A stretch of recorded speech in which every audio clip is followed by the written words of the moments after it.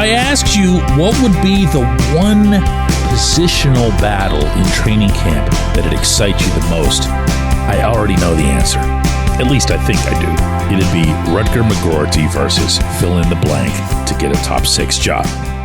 And I'm not going to be any different in that regard. But I do have another one that I would put really, really close as second place. Good morning to you. Good Tuesday morning. I'm Dejan Kovacevic of DK Pittsburgh Sports, and this is Daily Shot of Penguins. It comes your way bright and early every weekday if you're into football and or baseball. I also offer daily shots of Steelers and Pirates in the same place that you found this.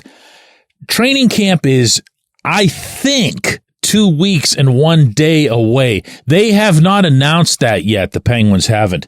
But looking at everything else on their schedule that has been set and has been made public, that's my belief, September 18th. We'll see if I'm right about that. One way or the other, when it does start, yeah, it'd be fantastic, as I've been over for about a week now, if McGroarty can make an immediate impact. But from a pure battle standpoint, from a let's really upset this entire scenario, turn it all on its figurative head, give me goaltending.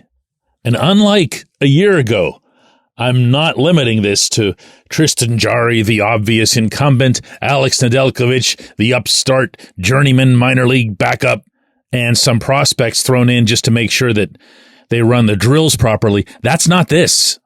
That's not this. Jarry's got his own stuff coming into this. Nedeljkovic is coming off the best, most complete season of his NHL career. And then you've got these two kids. One of them, Joel Blomqvist, just completed an all-star season at the AHL level. His first in North America, the busiest of his life, the most challenging of his life, because there's a lot of extracurricular stuff that goes on in the minors that unequivocally does not in Europe. He pushed through it. He persisted. He finished mostly strong, but he finished. And then there's Sergei Murashov, and nobody really knows what to expect. He's so young. He's only appeared in like a handful plus games in the KHL at the highest level in Russia. So it's a literal, I shouldn't say certainty, you never say certainty, but really, really close to a certainty that he's going to spend this coming winter in Wilkes-Barre, maybe like Blomqvist the whole way through. But even if both of them are down there, that battle matters. The battle that would continue way past camp. Look, I'm not being dumb here, and I'm not attempting to contrive something that doesn't exist. Because I expect, as much as everyone else, that Jarry and Nedeljkovic are going to be your two goaltenders on the 9th of October. And, you know, if Nedeljkovic is the starter against the Rangers that night, I don't think that's epic controversy, given that he started pretty much every game over the final month of the past season, and maybe it would just be seen as some sort of fitting reward for what he did. But I got to tell you, I love the idea of depth from youth at this, the game's most important position. It hasn't been in place in this system, in this organization, in way too long. And you got to trust me when I tell you the pressure that's felt from above, meaning the main goaltenders, is real when it happens. This episode is brought to you by Bet Online, your number one source for all your summer sports needs this season, from Major League Baseball, golf, NHL, NBA playoffs. Get the latest odds and lines, including all team matchups, player props, odds on just about everything that's out there. Head to the website today or use your mobile device to get in on the action. Bet Online, where the game starts. There's a lot that goes into goaltending, and experience plays a big, big part. But never kid yourself. These are professional athletes, and when they see somebody doing something at some, insane speed or rate that might no longer come naturally to them, even if they're capable of it, you get what I'm saying here. There's a push. So what I'm envisioning here, what I'm hoping to see here in this camp, whether it's Blomqvist or Murashov, is for them to just go nuts. Stop everything in sight. Put on a show. Let everyone in the house, not just all those big important Kyle Dubas types up there in the balcony that hangs over the rink. Let the 700, 800 fans who jam the place to watch these things, let them roar for these kids. Let them hear it. Let their teammates hear it. Let the other goaltenders hear it. I went into last season, the last full NHL season, expressing on this program a lot that the 2023-24 Penguins were going to be dependent largely on Jari. That really didn't turn out to be accurate because Jari was, okay for the better part of 4 months. He and Ned had top 10 tandem numbers in the league through those 4 months. Instead, it was the one thing nobody expected, which was the power play and the usual issues with bottom six production, Ryan Graves, blah, blah, blah. But that doesn't alter that going into this season, goaltending can make the biggest difference. It just can.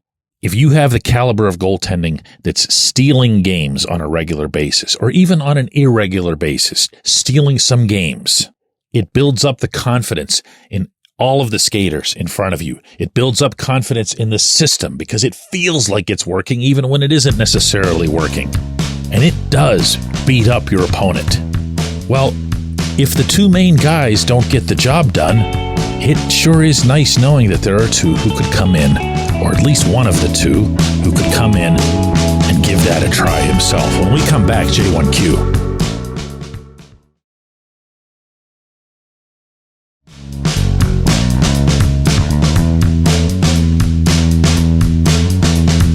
Today's J1Q comes from JB, who says, DK, will this head coach play these young players over some of the older ones?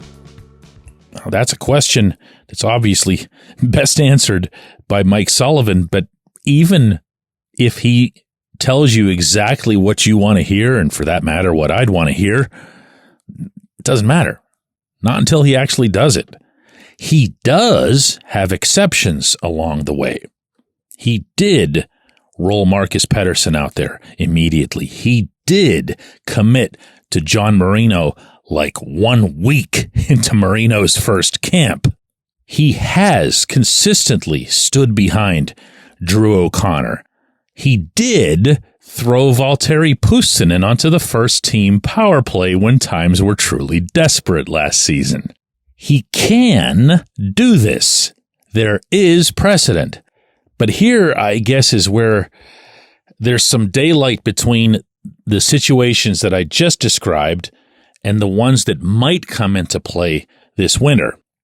Because where I think Sullivan has to alter his approach, and I'd really hope that some of this admonition comes from above, if he doesn't, is that the youth should be the tiebreaker. If he sees a scenario in which, say, McGroarty is really close and doing really well compared to, I don't know, let's just say Rickard Rakell, the one guy in the top six you would think who wouldn't be set in stone. And yes, by the way, McGroarty did confirm when he was here last week that he can play either left or right, so don't rule out that he'd be on the right with somebody. If it comes to that, that's where Sullivan and really everybody, Kyle Dubas, Jason Spezza, everybody has to step in and say, listen, this is what's good for the immediate and longer term future of the Pittsburgh Penguins. If this kid can find a home, an early home in the top six, and Rakell's out, it's not great from the standpoint that he'd probably be tough to trade. Not impossible, but you might have to eat some money in the exchange. But do it. Do it. Make that the move. Make that the priority. The same thing will go for another slot that I'm sure won't get discussed anywhere near as much, but anybody who's put out there to compete with Jack St. Ivany, and there are 2 or 3 guys there, nobody all that exciting. If he ends up just tying with them, so to speak, job's his. Got to see what he's got. Got to let him advance. Got to let him learn on the rink. Why? Because by February or March, the Penguins can be a much better team with St. Ivany, with McGroarty, maybe even with some childlike goaltenders? I appreciate the question. I appreciate everybody listening to Daily Shot of Penguins. We're going to do another one of these tomorrow.